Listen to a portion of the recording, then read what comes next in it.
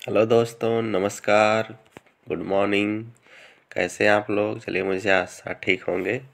एक बार फिर आपके अपने चैनल यानी कि साइंस 24/7 में स्वागत करता हूं। चलिए, आज पढ़ते हैं जीके जीएस का 30 महत्वपूर्ण क्वेश्चन, जो कि यूपीपी तथा सभी वनडे एग्जाम्स के लिए अत्यंत महत्वपूर्ण होने वाले हैं। तो यहाँ पे आपके स्क्रीन पर दिया पहला क्वेश्चन, पेड़ पौधे प्रदूषण को घटाते हैं क्योंकि वे अवशोषण करते हैं। Sulphur dioxide, carbon dioxide, carbon monoxide की नाइट्रोजन। यहाँ पे फ्रेंड्स, पेड़ पौधे क्या अवशोषित करते हैं? कार्बन डाइऑक्साइड यानी CO2 अवशोषित करते हैं और ऑक्सीजन को रिलीज करते हैं, यानी ऑक्सीजन छोड़ते हैं, जो कि ऑक्सीजन हम लोग लेते हैं। ठीक है, चलिए क्वेश्चन नंबर 2 देखते हैं। दिया है, भूकंप मापा जाता है वो फोर्ट पैमाने पर, न्यूटन में, कि डेसिबल में, कि रिक्टर पैमाने पे। तो भूकंप फ्रेंड्स रिक्टर पैमाने पे नापता है, यानी रिक्टर स्केल से भूकंप की माप की जाती है। डी इसका राइट आंसर हो जाएगा। चलिए क्वेश्चन नंबर 3 देखते हैं। दिया है, महासागरों में जल स्तर वृद्धि का कारण है। ध्रुवीय प्रदेश में बर्फ का पिघलना, अत्यधिक वर्षा, अम्लीय वर्षा, की उपरोक्त में से कोई नहीं। तो यहाँ पे हो जाएगा, महासागरों में जल क्यों बढ़ रहा है फ्रेंड्स? तो हो जाएगा, ध्रुवीय प्रदेश में बर्फ पिघल रहा है, यानी जो ध्रुवों पे बर्फ जमा है फ्रेंड्स, वह पिघल के आ रहा है महासागरों में, जिसके कारण महासागरों के जल में स्तर में क्या हो रही है? वृद्धि हो रही है। चलिए क्वेश्चन नंबर 4 की तरफ बढ़ते हैं। वातावरण में अत्यधिक हानिकारक सल्फर मिश्रित गैस है। सल्फर है, हाइड्रोजन सल्फाइड, की SAF, की SO2। तो यहाँ हो जाएगा सल्फर डाइऑक्साइड। यही वातावरण में अत्यधिक हानिकारक गैस है। कौन? SO2, sulphur dioxide. चलिए क्वेश्चन नंबर 5 देखते हैं।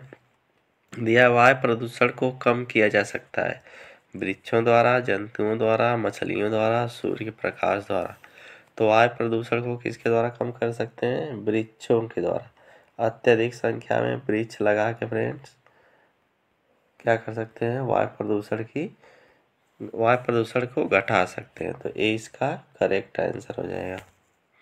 चलिए क्वेश्चन नंबर 6 देखते हैं। दिया है, विश्व पर्यावरण दिवस मनाया जाता है। तो विश्व पर्यावरण दिवस कब मनाया जाता है फ्रेंड? 5 नवंबर को, 5 जनवरी को, 5 सितंबर को, 5 जून को। चलिए फटाफट बताइए, मोस्ट इम्पोर्टेंट क्वेश्चन है। तो यह बनाया जाता है 5 जून को।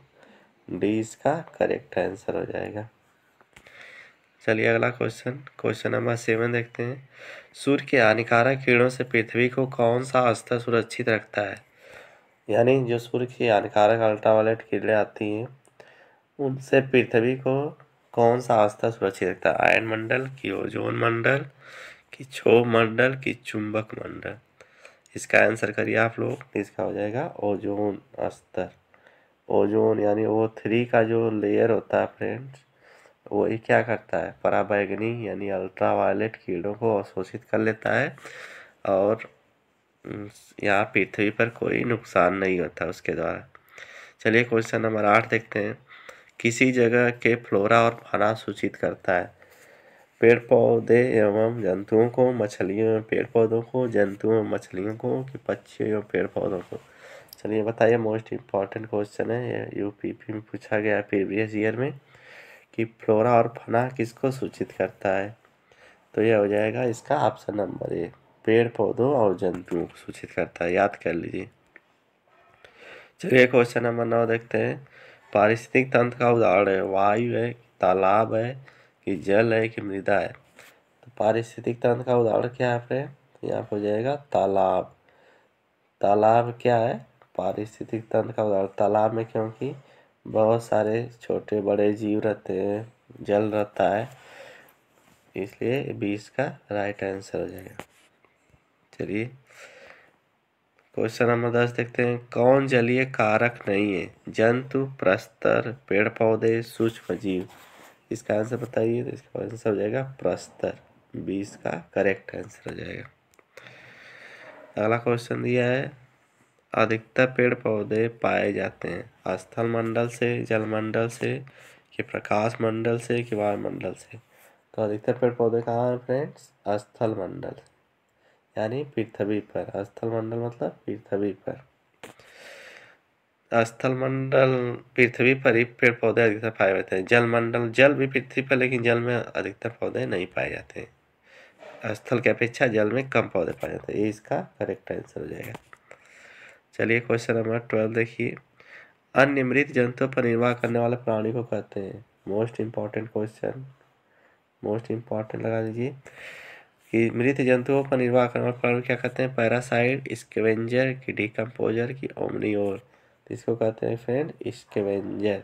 क्या कहते हैं? स्कैवेंजर। याद कर लीजिए आप लोग, 20 का करेक्ट आंसर हो जाएगा। चलिए क्वेश्चन नंबर 30 देखते हैं। सीएनजी संक्षिप्त रूप है clean natural gas, compressed natural gas का, कार्बोनाइट नेचुरल गैस का, कार्बोरेटेड नेचुरल गैस।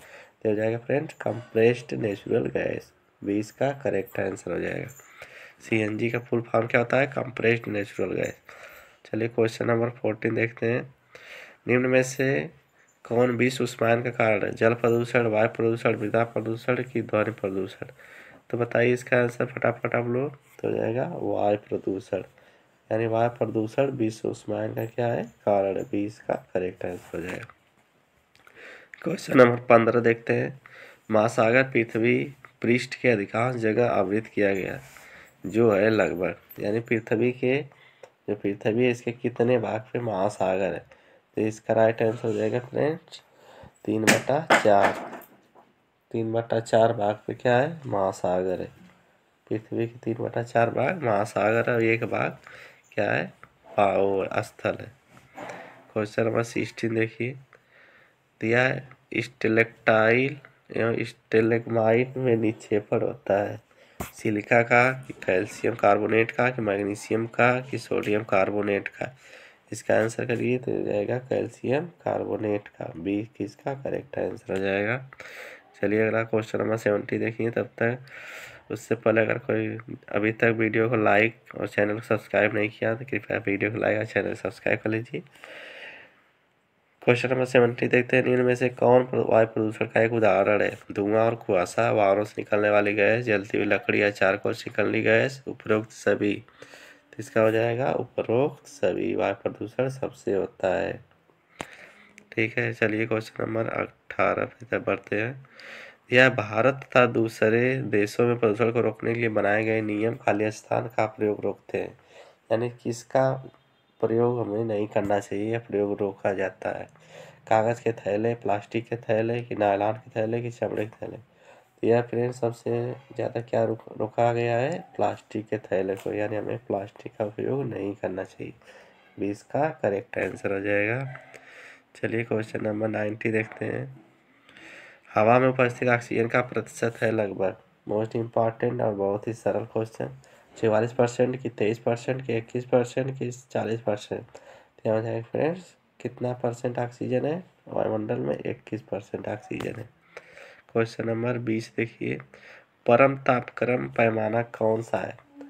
परम तापक्रम सेल्सियस है, केल्विन है, कि फ़ारेनहाइट है, कि ये सभी है?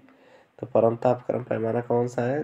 केल्विन को के से प्रदर्शित करते हैं, इसी को परम ताप कहते हैं। ठीक है, चलिए क्वेश्चन नंबर 21 देखिए। प्रकाश संश्लेषण संपादित होता है सभी पौधों द्वारा, सभी जंतुओं पौधों द्वारा, वायरसों द्वारा, कि सभी हरे पौधों द्वारा? तो प्रकाश संश्लेषण क्रिया संश्लेषण फ्रेंड सभी हरे पौधों द्वारा केवल होता है, सभी पौधों द्वारा नहीं। यानी जो पौधे सूख गए रहेंगे जिन पत्तियां उनके द्वारा नहीं, केवल ग्रीन प्लांट ही प्रकाश संश्लेषण कर सकते हैं। ऑप्शन को ध्यान से देखकर करिएगा आप लोग। 20 का आंसर करेक्ट हो जाएगा। क्वेश्चन नंबर 22 देखिए। यह ध्वनि या ध्वनि प्रदूषण मापा जाता है फोन में, डेसिबल में, डेसी में, कि डेसिमल में?